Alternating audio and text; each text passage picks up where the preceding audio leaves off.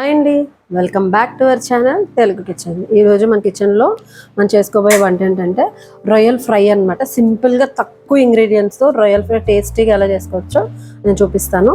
ఇప్పుడు ఇవి ఒక ½ కిలో రొయ్యలు ఉంటాయి అనమాట. వీటి నీట్గా క్లీన్ చేసి పెట్టేసుకున్నాయి. ఇందులో నరం తీయక్కర్లేదు, చిన్న రొయ్యలే కాబట్టి. పెద్ద రొయ్యలు అయితే మనం కంపల్సరీ తీసుకోవాలి, ఓకేనా. ఇప్పుడు ఇందులో కొంచెం పసుపు, ½ టీ స్పూన్ పసుపు, కొద్దిగా ఉప్పు, ½ టీ స్పూన్ ఉప్పు అయితే సరిపోతుంది. ఈ రెండు వేసుకొని బాగా మిక్స్ చేసేసుకుందాం. వీటిని మీకు టైంని బట్టి ఒక పావు గంట, ఒక అరగంట దీన్ని మ్యారినేట్ చేసి పెట్టేసుకోవాలి. చూడండి, రొయ్యలు ఫ్రై చేసుకోవడానికి 60 ml ఆయిల్ వేసుకున్నాను. ఇది కొంచెం హీట్ ఎక్కనిద్దాం. ఇప్పుడు ఇందులో ఫస్ట్ మనం రొయ్యలు వేసుకొని వీటిని ఫ్రై చేసుకుందాం. మనం మ్యారినేట్ చేసి పెట్టుకున్నాం కదా, ఆ రొయ్యలన్నీ ఒకసారి మనం ఫ్రై చేసేసుకుందాం. చూడండి, రొయ్యలు వేసుకొని బాగా ఒకసారి వేపేసుకుందాం.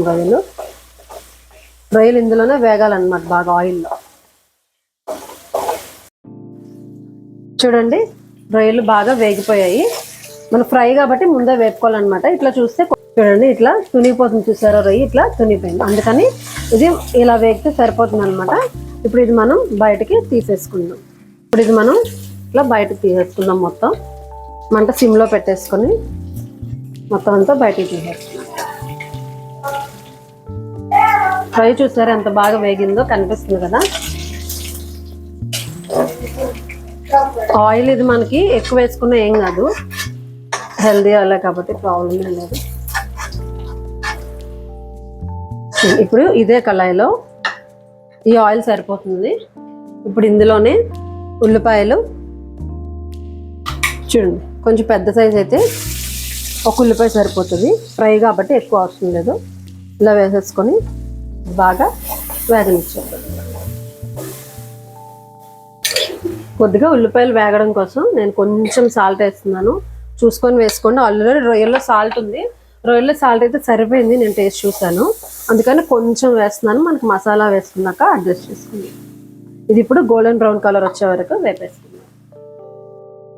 ఇది కొంచెం వేగేటప్పుడు ఇందులో కొంచెం కరివేపాకు, ఒక 2 పచ్చిమిరపకాయలు ఇట్లా అడ్డంగా కోసుకొని వేసేసుకున్నాం అన్నమాట.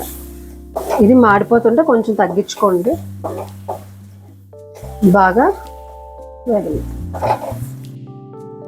ఇట్లా ఉల్లిపాయలు వేగేటప్పుడు ఒక ½ టేబుల్ స్పూన్ సరిపోతుంది అల్లం వెల్లుల్లి పేస్ట్. ఫ్రై కాబట్టి కొంచెం తక్కువ వేసుకోవాలి. ఇది ఇప్పుడు పచ్చివాసన పోయే వరకు వేపేసుకుని చూడండి. ఇప్పుడు ఇది వేగిపోయింది కదా. ఇప్పుడు ఇందులో మనం ఆల్రెడీ ఫ్రై చేసి పెట్టుకున్న రొయ్యలు మొత్తం వేసేసుకుంటున్నాను. అన్నీ వేసేసి ఒకసారి కలిపేసుకొని మనం మసాలాలు అనేది వేసేసుకుందాం. ఇప్పుడు ఇందులో ఉప్పు, ఆల్రెడీ మనం ఉప్పు వేసాం కాబట్టి చూసుకోండి. కారం అయితే నేను 1 టేబుల్ స్పూన్ వేసుకుంటున్నాను. కొంచెం ½ టేబుల్ స్పూన్ గరం మసాలా, తర్వాత ½ టేబుల్ స్పూన్ ధనియాల పొడి. నా 2 గరం మసాలా ఉంటాయని చెప్పాను కదా, ధనియాల పొడి, గరం మసాలా 2 వేసేసుకొని ఒక్కసారి మనం మిక్స్ చేసేద్దాం. చూడండి, చూస్తుంటేనే నోరూరుతుంది కదా తినాలని చెప్పి. ఏ వంట అయినా సరే చూడ్డానికి బాగుంటే తినడానికి కూడా చాలా బాగుంటుంది. చూడండి, ఒక్కసారి మనం ఉప్పు చూసేసుకుంటే మనం ఇప్పుడు మళ్ళీ వేసుకోవచ్చు. కొంచెం సాల్ట్ తగ్గింది, దాన్ని చూసుకొని వేసుకోండి. మళ్ళీ ఉప్పు ఎక్కువైపోతే తినలేము. నాకైతే ఉప్పు పడుతుంది అనిపించింది, అందుకే వేసుకుంటున్నాను. ఇది ఇప్పుడు ఒకసారి మిక్స్ చేసేసుకుందాం. ఇది ఉప్పు మసాలాలు మొత్తం మనకి రొయ్యలకి పట్టే వరకు ఉంచేద్దాం. కొంచెం వేగనివ్వాలన్నమాట. రొయ్యలు కూడా కొంచెం వేగే కదా ఇందాక. ఇప్పుడు కంప్లీట్గా వేగిన తర్వాత ఆఫ్ చేసుకోవచ్చు. ఇది హైలో ఏం పెట్టదు, మీడియం ఫ్లేమ్లో పెట్టుకొని వీటిని బాగా వేగనివ్వాలి. అంటే రొయ్య ఉడికితే సరిపోతుంది అనమాట. ఇప్పుడు మనం రొయ్యలకి మూత పెట్టేసి బాగా వేగని, చూడండి మూత పెట్టి మనం వేపుకుంటున్నాం కదా. ఒక 5 నిమిషాలకు ఒకసారి మనం ఇట్లా తీసుకొని ఒక్కసారి కలిపేసుకుందాం. ఎందుకంటే మాడకుండా ఇట్లా కలుపుకుంటూ వేపుకోవాలన్నమాట. ఎందుకంటే ఇట్లా కలుపుకుంటూ వేపేసుకుందాము. రొయ్య అయితే మొత్తం ఉడికిపోయే వరకు ఉంచాలి. మళ్ళీ రొయ్య సగం ఉడకపోతే బాగుండదు కాబట్టి మొత్తం ఉడికిపోయే వరకు 5 నిమిషాలకు ఒకసారి కలుపుకుంటూ రొయ్య ఉడికే వరకు ఉంచేసుకోవాలి. చూడండి, ఇది ఇప్పుడు మొత్తం ఫ్రై అయిపోయింది. చూసారా, మొత్తం ఇట్లా డ్రైగా అయిపోవాలన్నమాట. ఇప్పుడు మనకి రొయ్య కూడా బాగా ఉడికిపోయింది, మసాలా కూడా బాగా పట్టింది. చూడండి రొయ్య కూడా ఇట్లా చూడండి ఇలా అంటే వచ్చేస్తుంది. ఇప్పుడు మన ఫ్రై అయిపోయినట్టే డిష్ అవుట్ చేసేసుకుందాం. చేసే ముందు చూడండి కొత్తిమీర కరివేపాకు ఇది వేసేసుకొని ఇది డిష్ అవుట్ చేసేసుకుందాం. ఓకేనా, ఆఫ్ చేసేస్తుంది. మన ఫ్రై రెడీ అయిపోయింది కదా, ఇప్పుడు మనం డిష్ అవుట్ చేసేసుకుందాం. ఇలా డ్రైగా అయ్యే వరకు ఉంచుకుంటే బాగుంటుంది టేస్ట్. ఇది దేంట్లోకైనా బాగుంటుంది, ఉట్టిగా కూడా తినేయచ్చు అనమాట.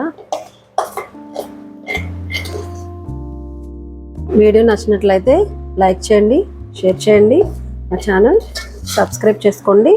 ఇది మీరు కూడా ట్రై చేసి ఎలా ఉందో నాకు కామెంట్ చేయండి. ఓకేనా, థ్యాంక్స్ ఫర్ వాచింగ్.